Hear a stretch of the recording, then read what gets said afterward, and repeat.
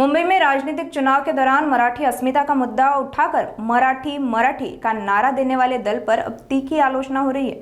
आरोप है कि जब महापौर बनने का एकमात्र अवसर मिला तो दल ने अलग निर्णय लेकर किसी अन्य व्यक्ति को महापौर बनाया। मराठी मतदाताओं की भावनाओं का राजनीतिक लाभ उठाकर सत्ता हासिल करना और फिर अलग निर्णय लेना, इसे दोहरे मानक वाली राजनीति बताया जा रहा है। साथ ही उबाटा गुट पर औरंगजेब के एजेंडे को आगे बढ़ाने का भी आरोप लगाया जा रहा है।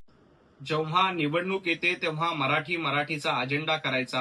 उबाटा गटाला एकमेव महापौर करण्याची संधी मिळाली परभणीमध्ये। हे एकमेव महापौर खरं तर उद्धव ठाकरेंनी मराठी माणूस करायला पाहिजे होता। निवडणुकीच्या काळात मराठीचं नाव घ्यायचं, मराठीचा झेंडा म्हणायचा, मराठीचा अजेंडा म्हणायचा आणि जेव्हा महापौर करण्याची वेळ येते तेव्हा मात्र मुस्लिम महापौर करायचा।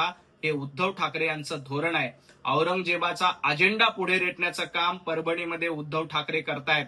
निवडणुकीमध्ये मराठीचं नाव घ्यायचं, निवडणुकीमध्ये मराठी माणूस म्हणून गप्पा मारायच्या आणि जेव्हा महापौर करण्याची वेळ येते, महापौर बसवण्याची वेळ येते तेव्हा मात्र मुस्लिम महापौर द्यायचा, औरंगजेब फॅन क्लबचा महापौर द्यायचा। हेच उद्धव ठाकरेंचं बेगडी धोरण आहे आणि हे बेगडी धोरण परभणीमध्ये उघड झाले।